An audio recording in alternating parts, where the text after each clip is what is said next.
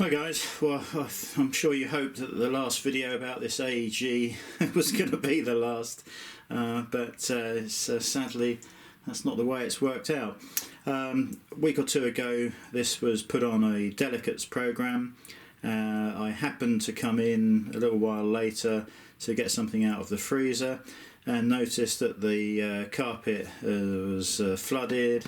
We had water coming out of the soap dispenser, and a quick look through the door, it looked like it was empty, and of course in fact it was completely full up, and full up to the very top and overflowing out of the soap dispenser.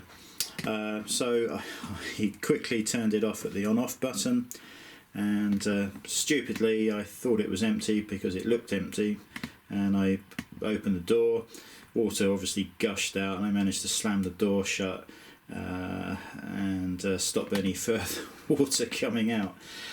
So what had happened is there's much to my surprise, there is only one protective mechanism to stop the drum overfilling with water, and it's simply a rubber hose going from the drum up to a pressure switch, which is located just on the top right hand side of, if you took the lid off, it's on the right hand side near the top.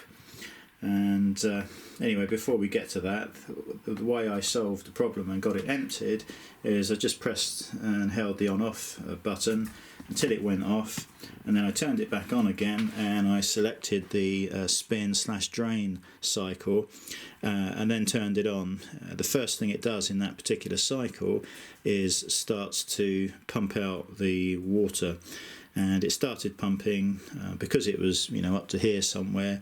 It couldn't pump out enough, so then it stopped and went into the process of turning the close, etc.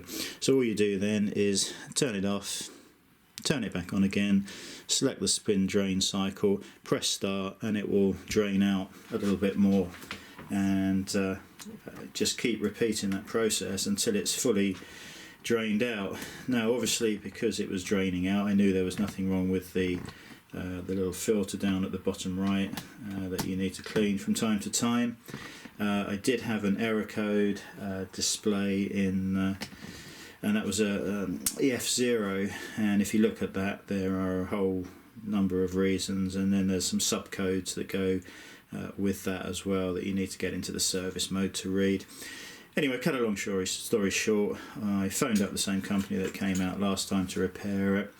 They were very quick again. I think I phoned them on the Friday. They came out on the Monday, took the top off, and all that had happened was the rubber hose had come off.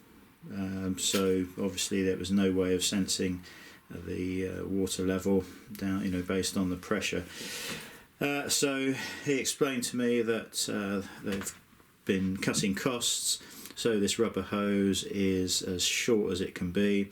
They've also stopped using clips on each end of the hose, so it is fairly easy to pull it off. Now I suspect this did not work its way off. My thinking is that it's probably been loosened whilst the machine was being worked on the last two times.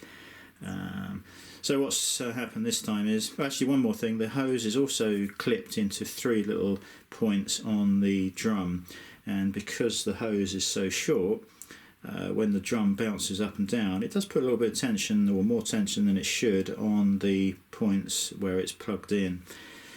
So what he's done is pulled it out of the clips that holds the rubber pipe onto the drum, and put a cable tie on the top where it connects to the pressure switch. He didn't down the bottom. I'm assuming it's because it was so hard to get to, and probably isn't likely to pull off from there. It's more likely to be moved when it's being worked on, at the top. So it's been cable tied to the top and undone from the drum, so there's a little bit more free play as it moves around. So yeah, I was quite surprised that there was only that one mechanism in place to stop this overfilling. Carpet dried out pretty quick, and hopefully this is the last video on this Aeg. It's obviously worked fine since that was fixed, but yeah, if you've got the same model, you might want to unplug it from the mains, unscrew the top and put a couple of cable ties around any pipes that have just been pushed into place.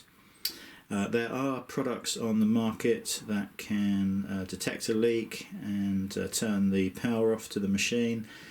They're not cheap, particularly. There's a number of ways of doing it. There's a sensor that goes on the carpet and will detect and send a signal to a solenoid to turn the mains off if it gets damp. This does the water inlet pipe on this does have an anti-flood device, but that's really only if the inlet pipe becomes detached or broken, cut in some way. There is a device on that, but it won't protect from this type of situation. So yeah, you might want to check the pipe if you have one of these, and certainly worth considering one of these anti-flood devices if your washing machine is in a more sensitive situation than ours is. This is just in a utility room with a concrete floor, so it's not a major issue for us, but if you're on a first floor or a wooden floor, something like that, you may want to consider an anti-flooding device on your washing machine. Anyway, hopefully that's the very last video on this, and I'll catch you later.